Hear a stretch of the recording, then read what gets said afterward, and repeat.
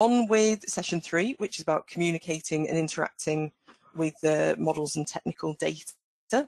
First up, we have Amy Barron, who is a research associate at the University of Manchester and lecturer as well. Amy kind of has many contracts at the moment. She's a social and cultural geographer, so maybe a little bit different to what we've been doing up until this point. And she kind of she's worked more with urban environments and aging and older people and place and making memory. And Amy's from a conversation we had a while back about how she would like to get more involved in environmental science. So she's going to be discussing participatory research and creative methods, hopefully with a view to branching out into the more environmental side of things. Off you go, Amy. 1 second, just let me get my screen share going. Okay, so hopefully you can all see the first slide there. So first, I'd just like to thank you for inviting me to share some of my work with you today. It sounds like a brilliant project, and I think that it's great that it's provided a space to bring kind of cultural and social scholars like myself together to engage with physical and natural scientists. I think that's really exciting, so thank you. So just to briefly outline what I'm going to discuss with you today, I'm going to start by briefly introducing photo go-alongs, which is just one of the many ethnographic methods that I've used in my research. I'll then share 2 different examples of creative outputs from my research with older people. The first creative output is an exhibition that was collaboratively created with participants. And the second output is a short video, which I've made with the aim to clearly communicate the value of photo go-alongs to non-academic audiences who are interested in using arts-based and creative approaches. All of the photographs you'll see in the slides were taken by the participants I researched with in different parts of Greater Manchester. So what is a photo go-along? Well, photo go-alongs are sometimes referred to as photo walks, and they involve walking or moving around a place or accompanying a participant on an activity and taking photographs. The walk or journey might follow a predetermined route that's designed by or for the participant, on which several significant places are visited. Alternatively, the photo go-along might take the form of a more unstructured wander around a place of significance, such as a town centre, for example. Whilst journeying through a place, participants are encouraged to photograph anything that's of significance to them.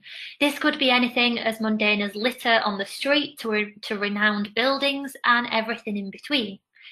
And because the researcher is moving through a space with the participant, we're able to see the decision-making processes of participants as they choose what to photograph and what to narrate. We can get at thoughts as they emerge, as life is lived, which we can't really do with more traditional methods such as interviews, for example. So why use photo go-alongs? Well, they create detailed material which can provide a really rich insight into the lives of participants, foregrounding what matters to them. They get at the messiness of life, which is often overlooked as difficult to make sense of. So while participants might have selected a specific place to visit, it's very likely that they'll vocalise their thoughts and feelings as they're moving through a landscape. So a fleeting smell might momentarily connect a participant with their childhood, or a glimpse of litter might encourage a participant to photograph it before reflecting more broadly on societal change. So rather than skimming across the surface of things, photo go-alongs encourage participants to reflect. What is significant? What shall I choose to photograph? And sometimes observing this decision-making process can reveal more interesting dynamics and provocations than the photographs themselves. Perhaps most importantly, they can be enjoyable. So often participants engage with the creative nature of the task, using it as an opportunity to reflect and learn about their lives in relation to different places, generating a real wealth of material.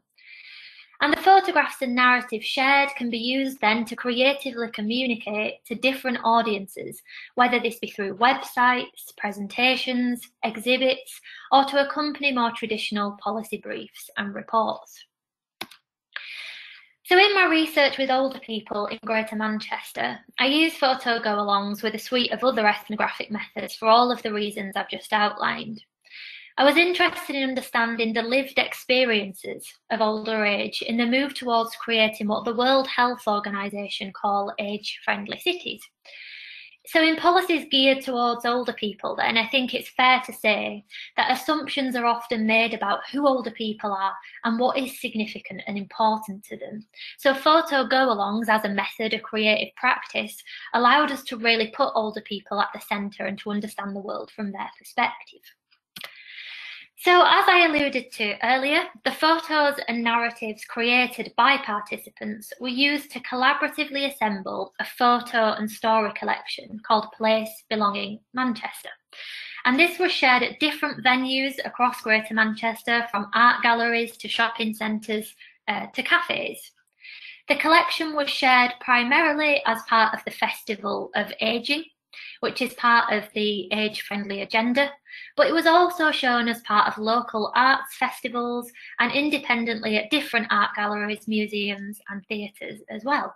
And it was also shared at a range of policy-focused events as well. So the collection then really served to open up a conversation between policymakers, older people and academics about what older age means, and to give something back to the communities who had given so willingly of their time. So I already summarised who the photo and story collection was aimed at, but I think the main thing to state here is that I was not aiming the collection at any one of these groups in isolation.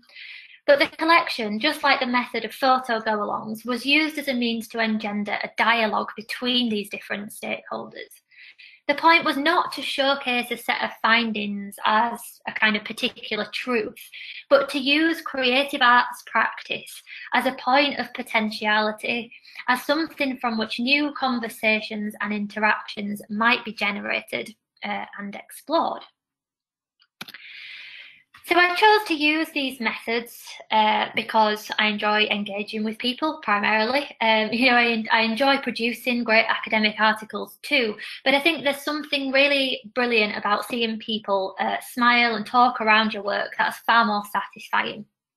I found that the collection was being used as a reason for people to really open up about their own lives, and it provided a space for people to recognise that their own stories matter in the making of a place.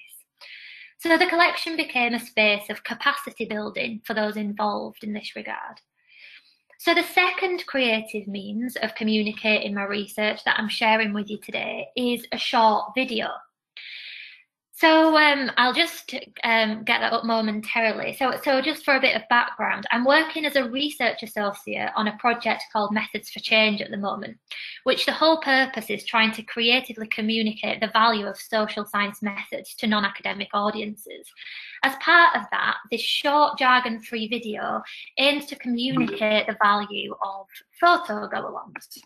So the video I'm about to share with you was created using the photographs and narratives of one participant as we journeyed around places of significance together in Prestwich in Greater Manchester. So my microphone will disappear whilst I share this, and then I'll be back. Okay.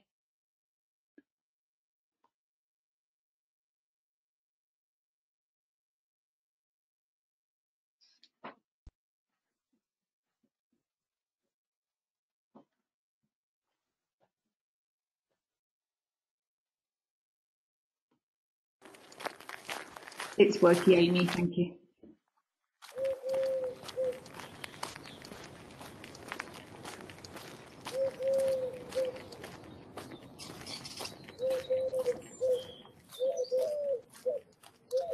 But once you get to that sign, you'll know you're in the countryside. And they leave produce out sometimes. It gives that really rural feel.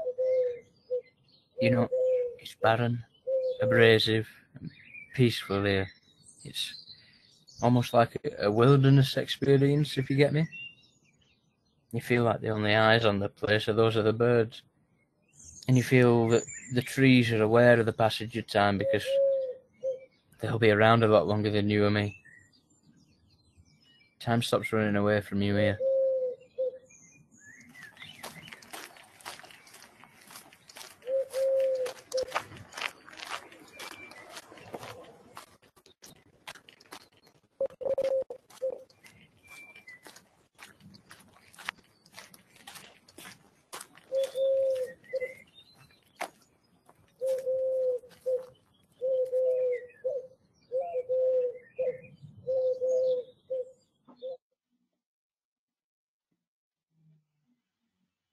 Amy, just give you 1 minute notice.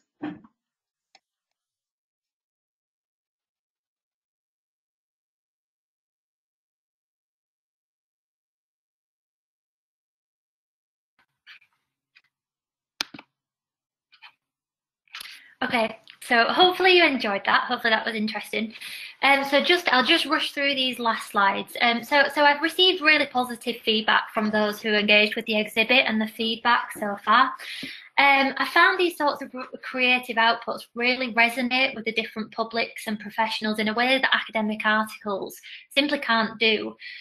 Regarding the exhibit, I found that visitors, liked its tactile nature. They were encouraged to pick the photographs and narratives up, to kind of sit down, really engage with them. I also provided a comment book in which visitors were encouraged to reflect on their own memories and meanings of older age, their own experiences, to add another element of participation. And another great thing is these kinds of creative outputs can certainly be done online.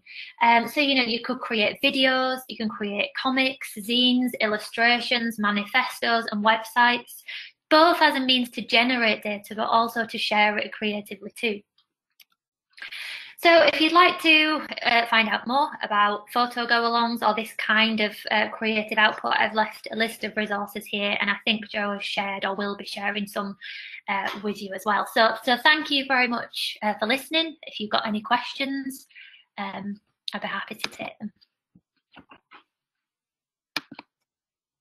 Brilliant, thank you, Amy. We've got time for one quick question. Anyone's got any?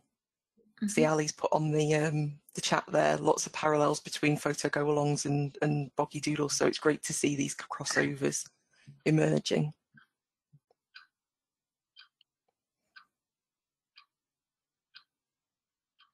I guess I've got a super quick question, Amy, just to take up the next kind of 20 seconds. But yeah, just wondering, how do you think you could adapt your approach to something like flooding or to a more environmental science side of things? Yeah, I think it would be really interesting to gain, you could use photo go-alongs, for example, to draw on the specific method I've spoken about, to engage with communities that are impacted by flooding, for example. You could use them as a way to access different memories and experiences for how this has maybe affected them throughout their lives, to kind of move beyond that, the physical data and the facts as such, to provide that really kind of rich insight to what it means to live with these kind of natural happenings, really. And I think it would really supplement and bring to life the importance of paying more attention to these issues. I think it could be really interesting collaboration. Yeah, I wholeheartedly agree. So let's keep this conversation going after the meeting. Yeah. Great, thanks, Amy. We're gonna have to move on, I'm afraid. Brilliant, thanks very much. Cheers.